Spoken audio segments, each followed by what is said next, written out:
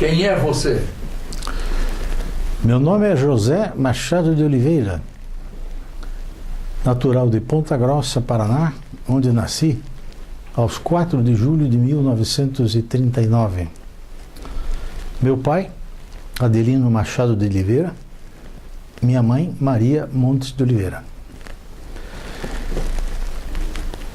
Fiquei em Ponta Grossa o menor tempo da minha vida, porque nascido em 39, já em 51 até 54 estive fora, no internato, para fazer o ginásio. Depois fiquei novamente 3 anos em Ponta Grossa para fazer a escola de contabilidade e depois finalmente mudei-me para Paranaguá em 1959, onde fiquei até 1963 e em Curitiba cheguei em dezembro de 63, onde estou até hoje. Meu pai foi o primeiro contador registrado em Ponta Grossa. Eu digo isso porque ele era guarda-livros, como se chamava na ocasião, e quando a lei criou o curso, ou melhor, a profissão de contador, de técnico em contabilidade, ele foi o primeiro a se habilitar lá em Ponta Grossa. E meu pai sempre foi muitíssimo ligado à contabilidade, leitura era a sua paixão, respirava-se na minha casa o tempo todo leitura, a transmissão, a audiência e a transmissão de pensamentos. E meu pai foi durante muitos anos diretor de uma indústria lá de Ponta Grossa que fabricava madeiras, papel, celulose. Ele foi vereador durante muitos anos, foi vereador e presidente da Câmara Municipal de Ponta Grossa, e na qualidade então de presidente da Câmara, durante muitos meses, quase um ano inteiro, intercaladamente, ele foi interino, prefeito interino de Ponta Grossa. Dada então aquele ambiente lá de casa, dos 14 filhos que meu pai e minha mãe tiveram, era natural que muitos fossem estudar contabilidade. 6 homens, 4 fizeram o curso de contabilidade. E das mulheres, que são 8, algumas também fizeram contabilidade. Na profissão realmente de contador, eu apenas fui o que segui. Porque me iniciei em 1963, em Paranaguá, e contador foi a minha atividade durante 10 anos. Eu trabalhei a primeira vez em Ponta Grossa, na S.A. Zacarias, onde fui auxiliar de escritório, controlador de estoque, fui correspondente e depois saí para fazer o serviço militar, passei o ano todo na tropa, como se dizia, e depois continuei a minha atividade de contador. Eu trabalhei, portanto, em Paranaguá, trabalhei no interior de Guarapuava e comecei em Curitiba em 1964, numa empresa que hoje já está desativada, mas naquele tempo era uma empresa conhecida, chamava-se Politec, Politécnica Comercial. Ela era formada por 3 pessoas muito conhecidas na época e até hoje, que era o professor Samuel Chamek, o Dr. Leone Chamek e o Dr. Moisés Glock. Lá estive como contador, como chefe de escritório. Fui convidado em seguida para trabalhar na Carlos Repke, que é de Santa Catarina, uma empresa industrial e comercial, onde estive como controlador primeiro, auditor, passei a gerente da filial de Curitiba. Desenhava-se então, portanto, para mim, uma carreira nesse campo de administração de empresas. E eu já tinha 10 anos de atividade. Um certo dia, recebo uma ligação do escritório Augusto Prolich, que era advogado da empresa, me convidando para uma reunião. Fui lá saber do que se tratava, não sabia.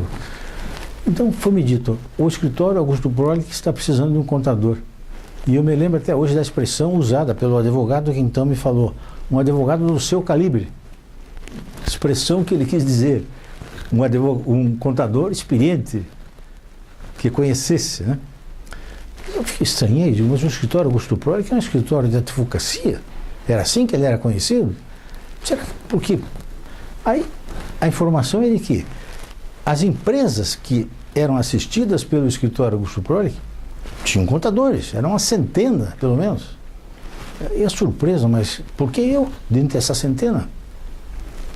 E por que o escritório precisava do contador? Era para fazer a contabilidade do escritório? Não, era justamente para fazer a ponte entre o escritório Augusto Prolich, os clientes e os contadores. Isso foi já em 1967, 1º de setembro de 67. Bem, o começo foi um começo difícil, um começo cheio de dúvidas e preocupações. Por quê? Uma carreira já bem desenhada no campo administrativo, já na gerência de uma importante empresa, e ir para, pode-se dizer, para o desconhecido. Muito bem, arrisquei, acreditei, e acreditei muito, mas muito mesmo, e aqui quero dizer o quanto eu devo à minha família, à minha esposa, Doralice Zanetti de Oliveira, naquele momento com 2 filhos, e o estímulo foi total. Setembro de 67.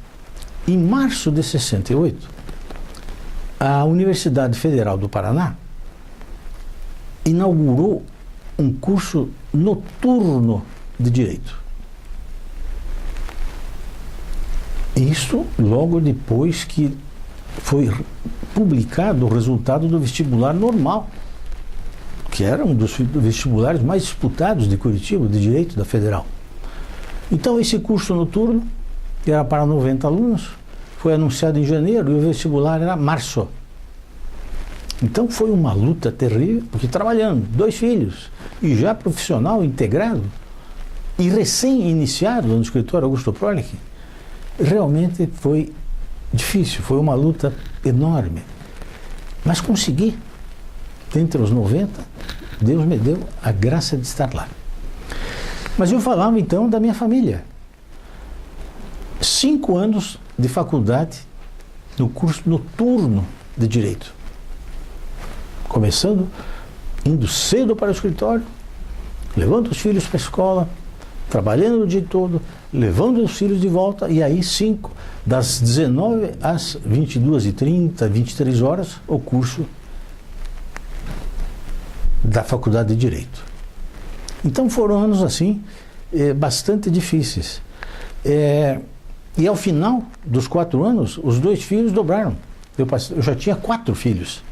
Então isso dá uma ideia de quanto eu fui beneficiado, as bênçãos que eu recebi de Deus e da família, por ter cumprido essa etapa de chegar ao final do curso superior. Bom, o que aconteceu então? Contador bastante experiente, administrador também com já bastante trabalho, e receber na Faculdade de Direito as teorias do direito e aplicá-las no escritório onde eu já estava, foi, por assim dizer, entre aspas, um casamento perfeito. Perfeito. Então, aqueles temores todos de entrar num escritório tão famoso, o escritório Augusto Prolich, que já era o escritório mais conhecido de Curitiba, do Paraná, o Augusto Prolich, de saudosíssima memória, ele foi o precursor do direito tributário no Paraná. Naquele tempo, os escritórios dedicavam-se, vamos dizer assim, ao geral. E o tributário era uma das salas, um dos advogados dos escritórios maiores. O Augusto, contador também, tanto na prática quanto formado, economista e depois advogado também pela Faculdade de Direito da Universidade Federal do Paraná, abria esse campo extraordinário do direito tributário. E ali foi que eu me encaixei.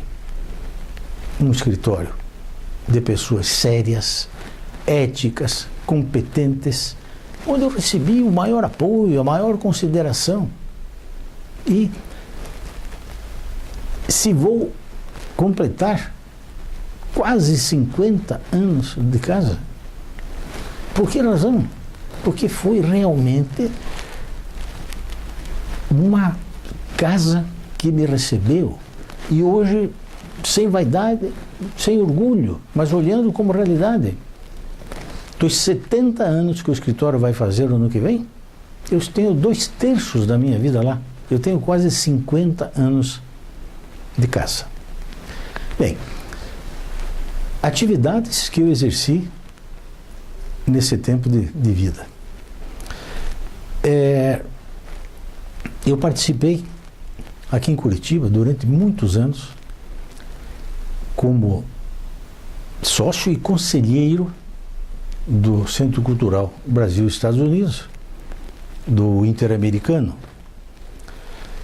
Também, durante muitos anos, a minha esposa e eu participamos de atividades ligadas à formação de jovens que se preparavam para o casamento. E desde menino, o senhor Adelino Machado de Oliveira me colocou na Sociedade de São Vicente de Paulo, nos Vicentinos, como aspirante, que precisava chegar aos 11 anos para poder passar para outra categoria. Lá fiquei até chegar em Paranaguá. Então exerci atividades na fundação do Asilo São Vicente de Paulo, de Paranaguá, onde fui diretor secretário durante mais de 2 anos. Também no campo assim de atividades extra profissionais, eu participei e ainda participo de atividades por exemplo, na Universidade Federal do Paraná. Agora não, mas também desempenhei funções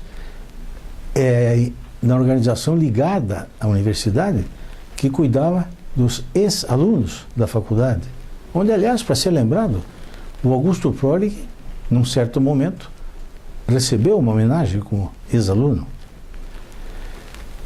E, igualmente, queria lembrar de atividades. Eu vou me permitir, com a licença, eu vou colocar o meu óculos para me auxiliar aqui em lembrar algumas coisas. Então, eu estive no Conselho de Contribuintes e Recursos Fiscais do Paraná durante 4 anos como vogal. O que é o Conselho de Contribuintes do Estado do Paraná? É um órgão ligado à Secretaria da Fazenda que julga os processos que são frutos da autuação dos fiscais. E o Conselho, portanto, é o órgão julgador da última instância administrativa. Lá estive por 4 anos. Na Ordem dos Advogados do Brasil, eu estive de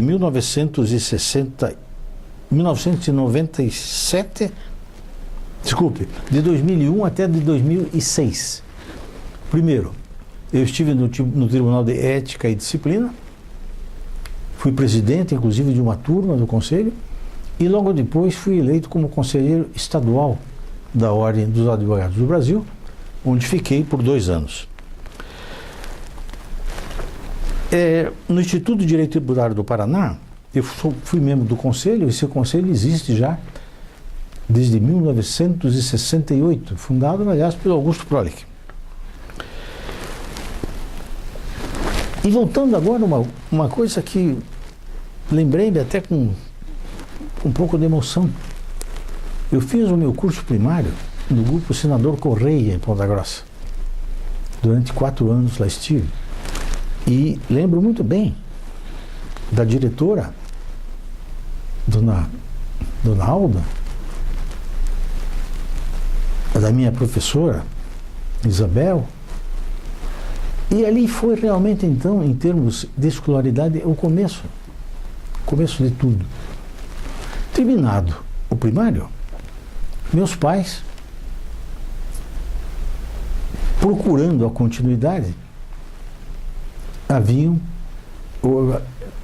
souberam, enfim, que havia um colégio recém-iniciado em Irati como colégio, antes era um seminário, chamado São Vicente de Paulo.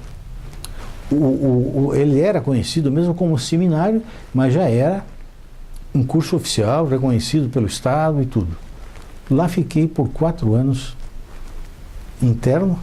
Foi uma excelente formação. Excelente formação.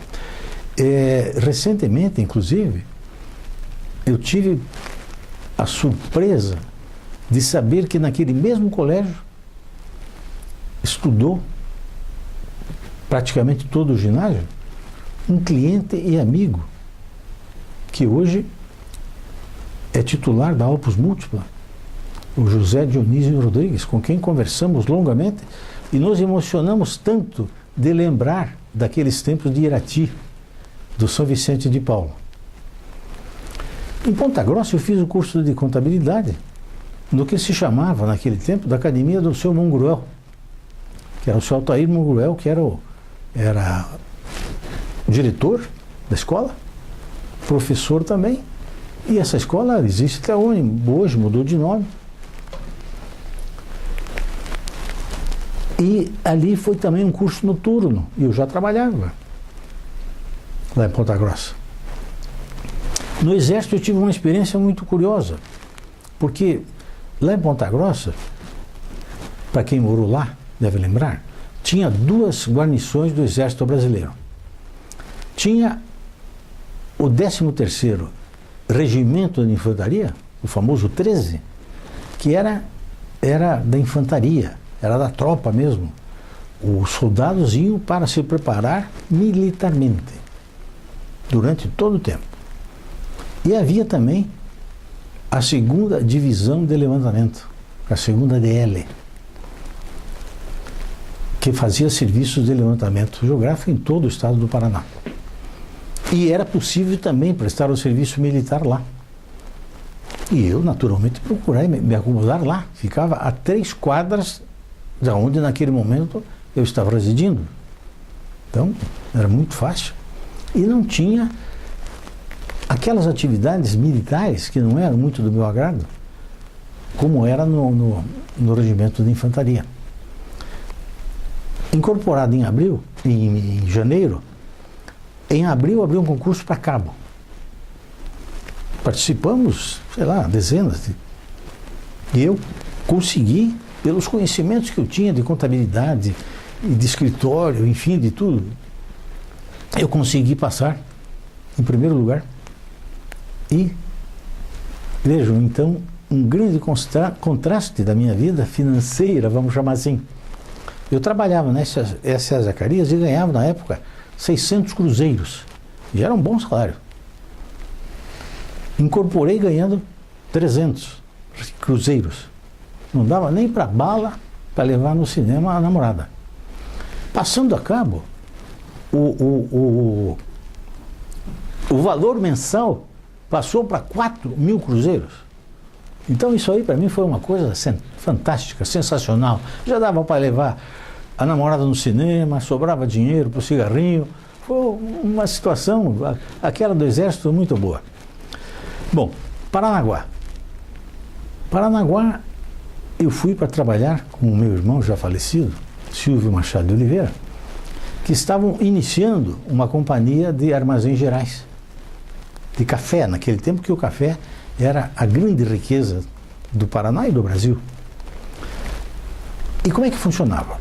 Os cafeicultores plantavam lá no norte do Paraná e transportavam em caminhões, geralmente caminhões, pouca coisa de trem, para Paranaguá, onde tinham que ficar armazenados as sacas de café, esperando o momento de serem levados para o porto para exportação.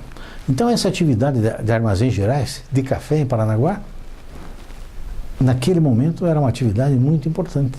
Novamente serviu para mim como base tudo aquilo que eu já contei de formação na escola, na família, tudo isso. Bom, eu fiquei lá 2 anos solteiro, casei-me e fiquei 2 anos morando lá. E ideia do senhor Adelino Machado de Oliveira, que nem todos puderam, mas a mim ele incutiu: sempre que você puder deixar de pagar aluguel e comprar, você compre. Então, já chegando em Paranaguá e já estando namorando, já fui tratar de ver um terreno, etc. E quando me casei, aos 21 anos e meio, eu já tinha minha casa própria em Paranaguá. Então, isso foi para o senhor Adelino Machado de Oliveira, para o senhor Amadeu Zanetti, meu sogro, para a família toda. Puxa vida! A Dora, que é minha mulher, a Dora Alice, e o Zé já estão casando e vão morar na casa própria. Então eu não digo isso para engrandecer-me, mas para dizer que esses caminhos sempre foram percorridos com garra, com vontade, com direção. Muito bem, Paranaguá, procurador da Companhia Sul Brasil de Armazéns Gerais e contador. Aquilo também foi um grande passo na minha vida, o que me levou a uma experiência inesperada. Tinha sido inaugurada em Candói, naquele momento distrito de Guarapuava, hoje é município, a Lutcher S.A. Celulose e Papel, uma empresa de capital norte-americano que veio para ali por causa do Rio Jordão, onde podia construir sua represa, inclusive, tinha a matéria-prima essencial, que era o corte de árvores, e ali foi inaugurada a que pretendia ser a maior fábrica de celulose branca da América Latina. Fui para lá como chefe de uma seção chamada Contas a Pagar. Novamente a questão do salário. A dinheiro da época, eu ganhava em Paranaguá, a moeda vem mudando tanto, mas vamos dizer 30 mil cruzeiros como contador e procurador, que era um belíssimo ordenado. Fui convidado para ir para a Lutcher com 150 mil cruzeiros. Quer dizer, não tinha como deixar de ir, mas era, por assim dizer, o fim do mundo. Levava-se de Guarapuava lá 3 horas por estrada de terra. Mas era uma vila. Tinha hospital, tinha armazém, tinha dentista, tinha médico, mas era no interior, barro. Mas estava indo bem.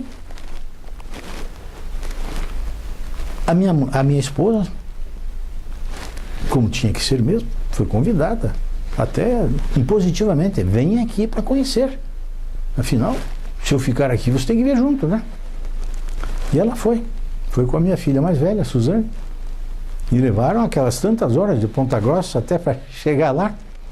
Ela ficou comigo lá 3 dias. Na saída ela disse: olha, tudo bem, já sei que o dinheiro está no banco, que está indo tudo bem, mas eu não quero vir para cá. Poxa vida, e agora? Outra vez? Mas enfim, vejam, é uma coisa que era o meu caminho. Eu tinha que passar por aquilo. Mas o que me tirou de lá, definitivamente, não foi só a Dora Alice ter dito que não ia para lá. Foi porque eu era o único contador dentro da organização que tinha registro no Conselho Regional de Contabilidade do Paraná. E a empresa pretendia transferir a sede de São Paulo para lá. E, consequentemente, quem era o primeiro da fila para o contador? José Machado de Oliveira. E isso eu achei que não era para mim. Não era para mim. Por todos esses motivos que... E aí, fiz uma coisa que... as pessoas dizem: mas você fez isso? Fiz. Naquele tempo, o Estado do Paraná, o jornal O Estado do Paraná, tinha penetração pelo interior muito grande. E eu coloquei, numa das vezes que eu vim a Curitiba, coloquei um anúncio no jornal Estado do Paraná. Contador. Atualmente no interior do estado, oferece para trabalhar em Curitiba. E dei a caixa de correio, né? Cartas, por favor, para caixa postal número tal que eu tinha contratado. Bom, 3 cartas eu recebi. Eu tinha 3 daquele anúncio feito lá no interior, sem grandes... sem pensar que pudesse dar certo. Acabei vindo para Curitiba e já contei ontem, na empresa Politécnica, dos irmãos Chamek. E naquele tempo, eu me lembro que o professor Chamek estava em Paris, na França. Ele era representante do Brasil na Organização Nacional, da Organização Mundial da Saúde. Então ele estava ausente do Brasil, mas era uma pessoa bastante conhecida, bastante famosa. Penso que já faleceu há muitos anos. Bem, Curitiba. Aí começou toda a vida nova. Também a história da casa própria. Vendi tudo que eu tinha em Paranaguá, juntei os que eu tinha, mais o que eu ganhei lá naqueles 6 meses de barro do interior, e comprei casa própria em Curitiba. Novamente eu espanto, mas como assim? Todo mundo vinha cá, casa alugada. Pois eu comprei a minha casa, fui parar lá na Boa Vista, longe, mas tinha ônibus, é uma quadra. E aí, aos pouquinhos, fui chegando mais perto, passei da Boa Vista para o Bacaxiri, do Bacaxiri para o Batel, onde estou desde 1990. Eu falei há pouco da família. Quero retomar agora para falar da Doralice Zanetti de Oliveira, minha esposa. Mãe extremada, dedicada, foi professora há muitos anos, até o momento em que eu disse, olha, não precisa mais esse sacrifício que você tem que fazer diariamente, de cuidar da casa, dos filhos, de tudo, e ainda ir todos os dias lecionar. Foi difícil, porque ela gostava, ela queria, mas consegui convencê-la. E aí? A Doralice não se conformou em ficar só dona de casa. Ela foi estudar, estudou pintura, estudou vários anos pintura com vários professores. E em 1980 ela começou já a pintar ela própria seus quadros. Ela tem exposições hoje pelo Brasil. Ela já esteve no exterior, inclusive, já tem exposições em Lisboa, já tem exposições em Roma. Este ano mesmo teve uma exposição em Roma, da qual ela foi convidada e participou. E em dezembro do ano passado, ela foi eleita acadêmica da Academia de Ciências, Artes e Letras do Amazonas, aonde é titular da cadeira número 7. E a ela foi permitido, então, indicar o patrono dessa cadeira. E aí tivemos a oportunidade, ela, nós todos juntos, de indicar para patrono dessa cadeira um paranaense que é adorado, admirado, e todo mundo tem saudades dele, porque não faz tanto tempo que ele deixou. Poti Lazarotto,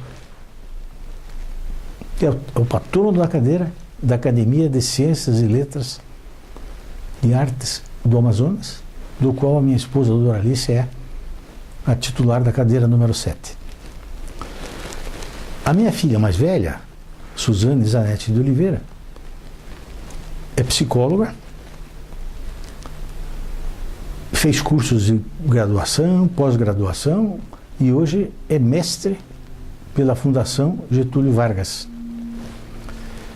Cícero José, meu segundo filho, advogado, trabalha no escritório Augusto Proli, especialista em direito comercial pela PUC de São Paulo.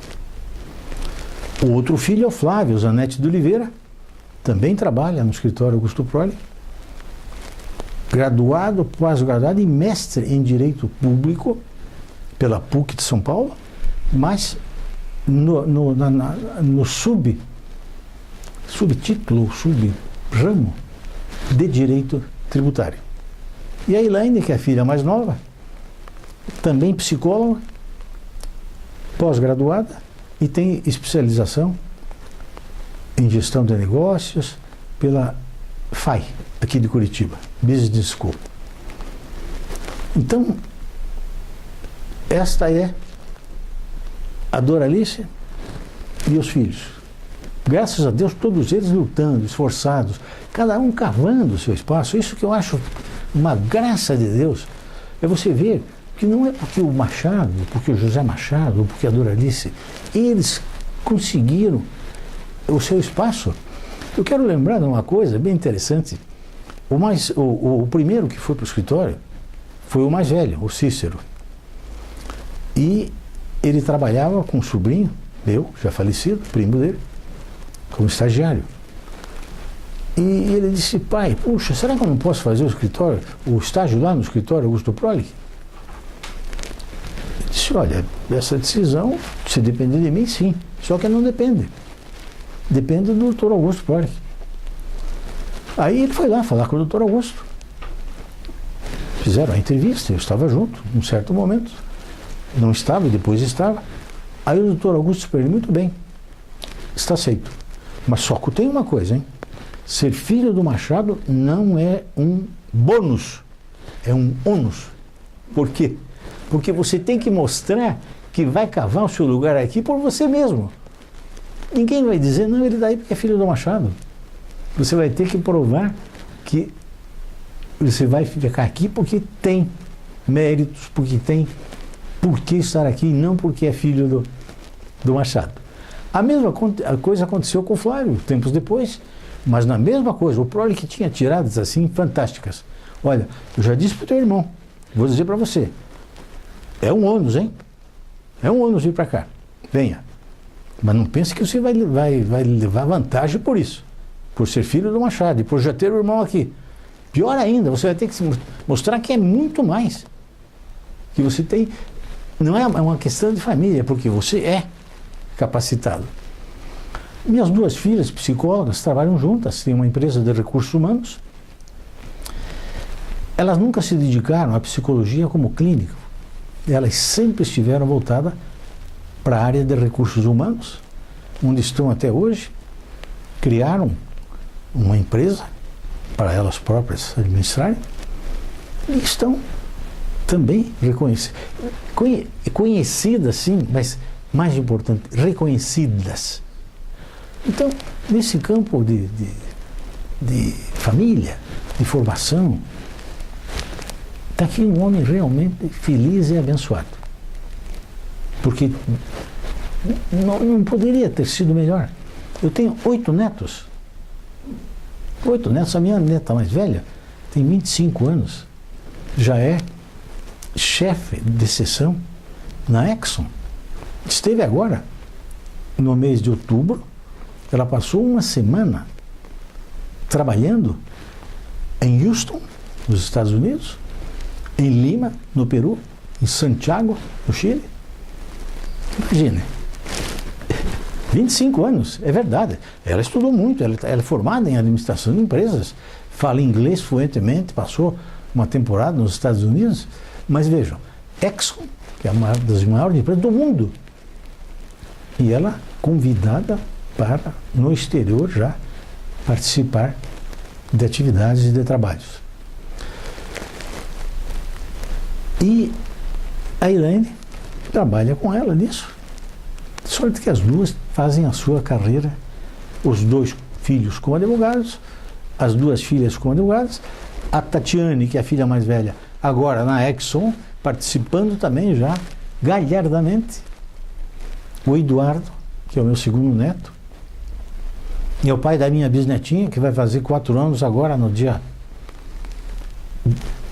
11 de novembro, vai fazer 4 aninhos, minha bisneta. E aí então, até chegar a mais nova das netas. Aliás, o mais novo é o Rafael, que tem 8 anos. Então, também ali, nesse ambiente de 8 netos e uma bisneta, é uma coisa suave, é uma coisa gostosa, porque é dito comumente que ser avô é a delícia de ter as crianças e não ter a responsabilidade de criá-los. Você só fica com a parte boa. A parte mais dura do dia a dia são os pais. Mas assim mesmo, a Doralice e eu temos nos esforçado o quanto podemos para, mais do que aproveitar as delícias da vovozice e da bisavosice, também de ajudar os filhos na formação, no incentivo, enfim,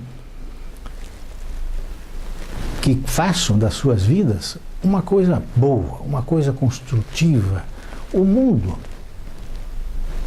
está aqui e nós somos um fragmento de nada, uma coisa totalmente inexpressiva. Mas cada um de nós tem o que pôr, tem o que dar, tem o que ajudar para ver se conseguimos construir um mundo melhor. Sozinho não vai acontecer. E não adianta, não vamos esperar que isso venha do governo, venha dos outros. Nós temos que fazer a nossa parte.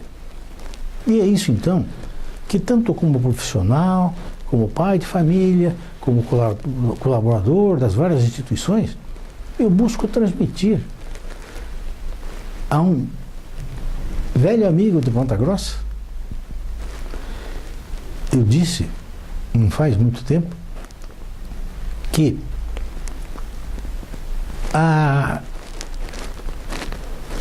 tornar-se idoso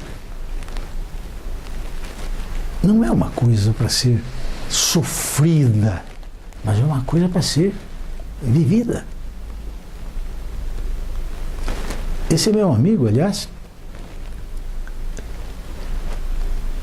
nos ligamos lá atrás, há muito tempo atrás, e depois esparsamente. E mais recentemente voltamos a nos encontrar. E esse amigo a que estou me referindo, o Luiz Renato Ribas, é uma pessoa dedicadamente voltada para atividades comunitárias, atividades de cultura. E por isso que ele pode ser que tenha uns aninhos a mais do que eu, mas nós convivemos levando esta vida sabendo da dificuldade, mas tentando não deixar que o pessimismo tome conta de nós. O Brasil hoje passa por hoje não, já faz alguns anos, alguns tantos anos vem passando por dificuldade, que agora se tornaram de tal forma difíceis que não se sabe quando o Brasil vai poder voltar a ter alguma folga, algum conceito, enfim, recuperar o que foi perdido durante esses últimos anos. Mas eu acho que nós não devemos deixar-nos levar pelo pessimismo. É verdade que quando ouvimos alguém do governo dizer não, o Brasil é grande demais, ele vai se recuperar. Sim, todos nós acreditamos nisso, mas só que não se eu não vejo. Sorte daquele que esteja vislumbrando. Quando isto vai acontecer? Quando eu voltava agora do Nordeste, onde fui participar do casamento da filha de um vizinho, eu comprei 2 revistas que eu não leio normalmente. E as 2 falam do Brasil, tal como Veja, como Época, como Isto É, todas dizendo a mesma coisa, das dificuldades que o Brasil está enfrentando. Só divergem numa coisa. Uma delas diz que é 2017, a outra diz que é 2018, tem uma que diz que só em 2022. Bom, então, eu não sei se estou aqui em 2022, mas a minha parte hoje, eu acho que devo fazer. Preciso fazer. Preciso não deixar que o pessimismo tome conta. É difícil, porque hoje, na minha profissão, eu atendo várias pessoas, todos empresários, da indústria, do comércio, de serviços, mesmo profissionais liberais. É sempre o mesmo dizer: olha, as coisas estão ruins, o dinheiro está sumido, ninguém vê nada pela frente. Então, isso está acontecendo realmente. Mas eu quero deixar aqui que, embora isso seja uma realidade, nós não podemos desanimar. É verdade, ainda vamos tentar viver, continuar vivendo democraticamente e resolvendo nossos problemas nas urnas. Não estou defendendo nada que não seja isto.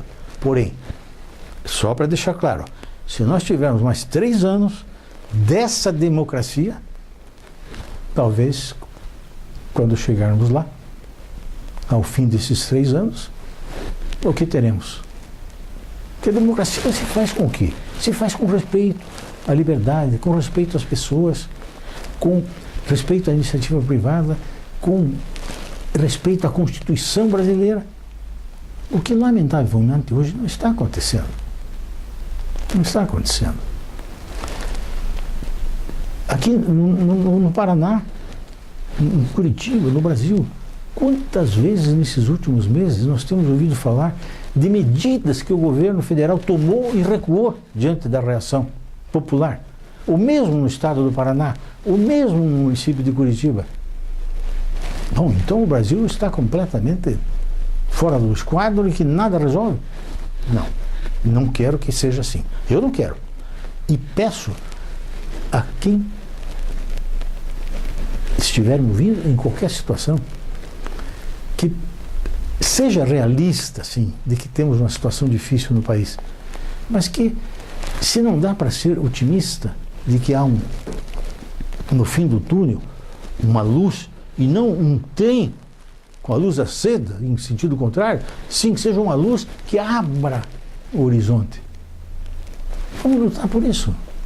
Vale a pena.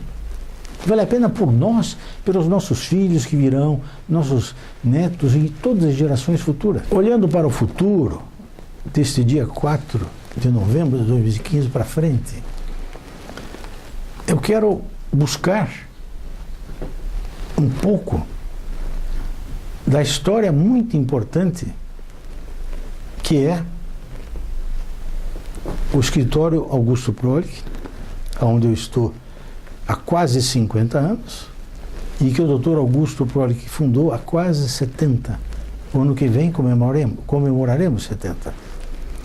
Augusto Prolich, uma figura inesquecível, um homem sensível, um homem compreendedor da vida, compreendedor das coisas, dedicado à família, dedicado à comunidade, participou de várias e várias instituições de toda natureza, religiosa, cultural, política. O Augusto não deixava de se envolver com nada. Vou lembrar uma coisa muito curiosa, que podia dizer, mas dizia muito respeito a ele, porque ele era, seja lembrado, o Augusto tinha um problema de artrite reumatoide, aquela que vai entortando os membros. Ele tinha dificuldade de locomoção, enfim, e escadas, era um tormento para ele. O Teatro Guaíra, aqui de Curitiba, belíssima obra, reconhecida internacionalmente, não tinha um elevador. E o Augusto Prolich disse um dia, não me lembro bem quem era o reitor da época, ele disse: olha, nós vamos pôr um elevador no Teatro Guaíra. Precisamos do seu apoio. Ele disse: total e completo, só que verbas não tenho como dispor. Nem a universidade, nem o Teatro Guaíra, não tem jeito. Pois então, o que fez o Augusto Prolich? Angariou com seus amigos, com seus clientes e com recursos próprios o suficiente para pôr aqueles elevadores que quem chega hoje ao Teatro Guaíra já não precisa mais usar a escada. Mas é um pequeno exemplo. Tem creches, tem escolas, tem orfanatos, tem N atividades que nasceram pela iniciativa, pela grandeza dele. Grandeza esta que ainda hoje é sustentada pela dona Heloína Elza Prolick, esposa dele, viúva, que mantém atividades nesse sentido. Da Santa Rita de Cássia, a Associação de Santa Rita de Cássia.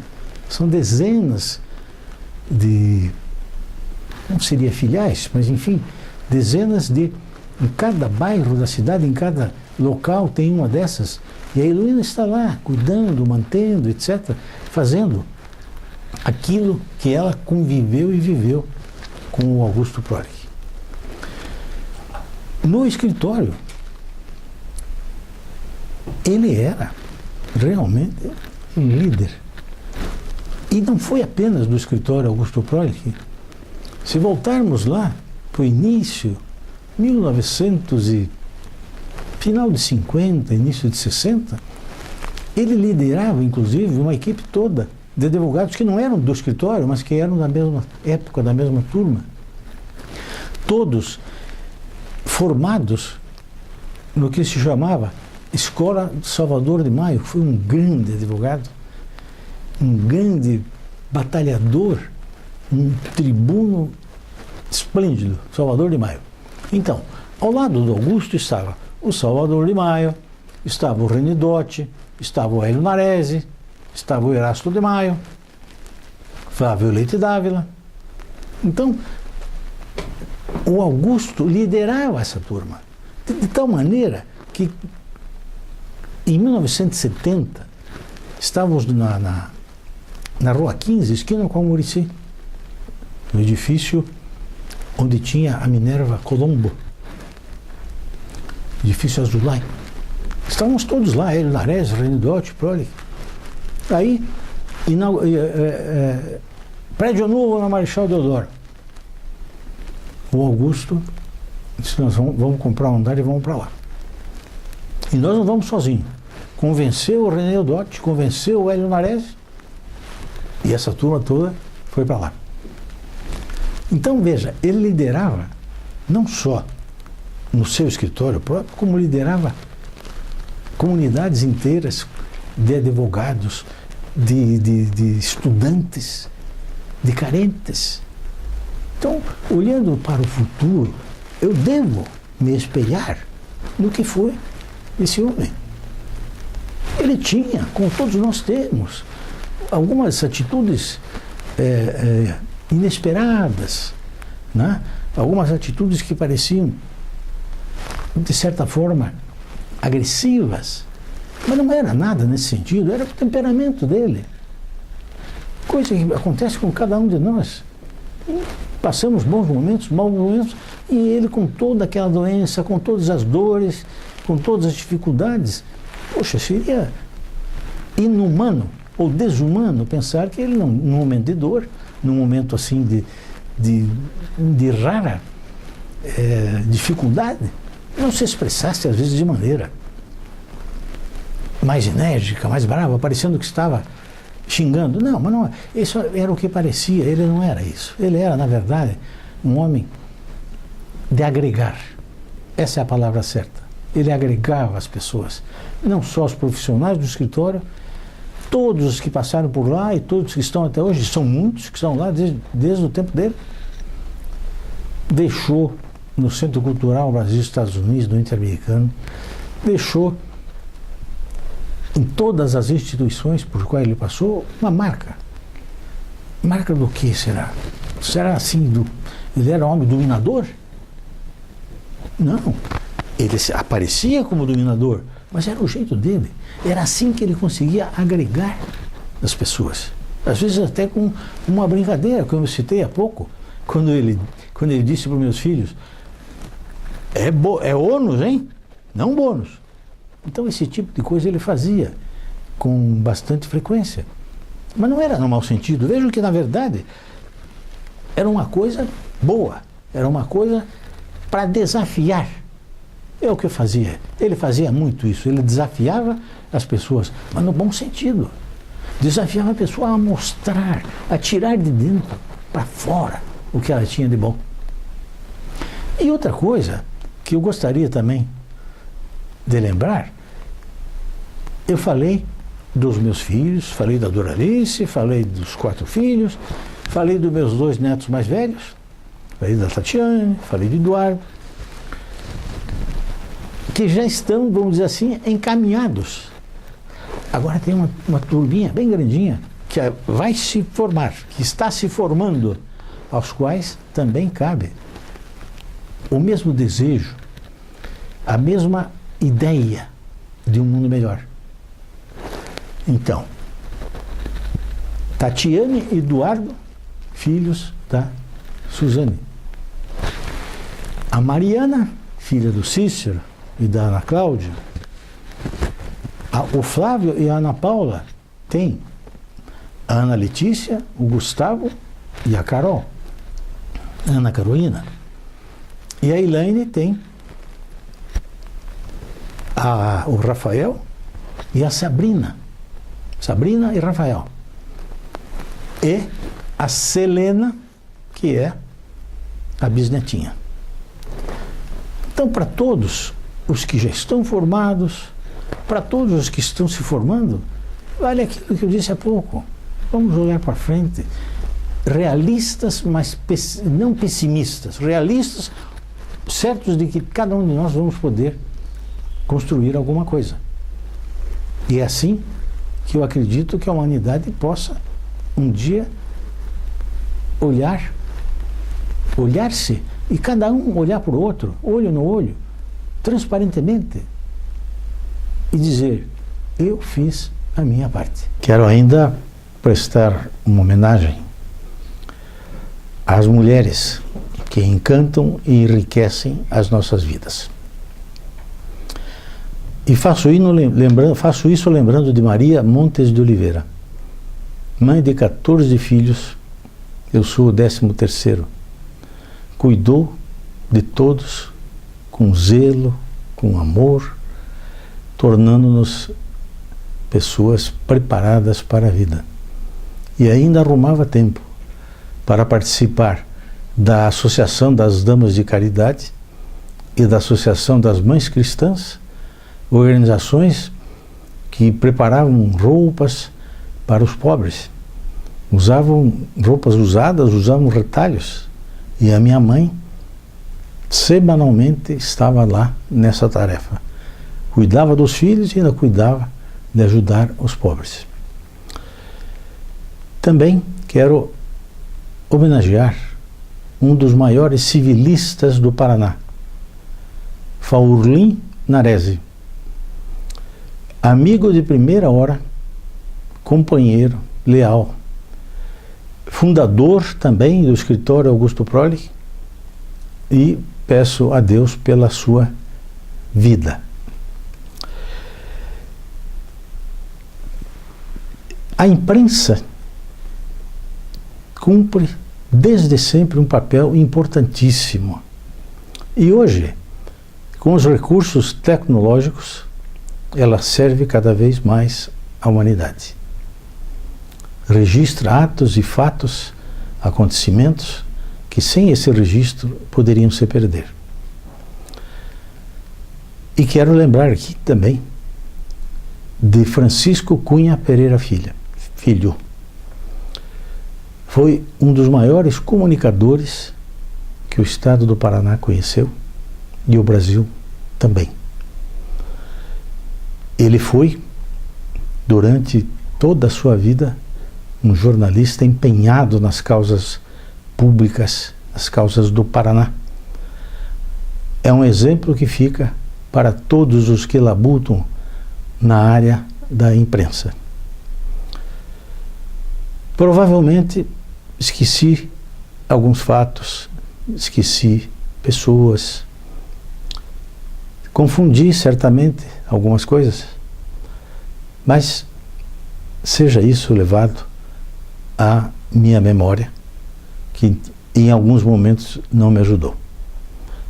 Eu quero agradecer muito a oportunidade de prestar esse depoimento.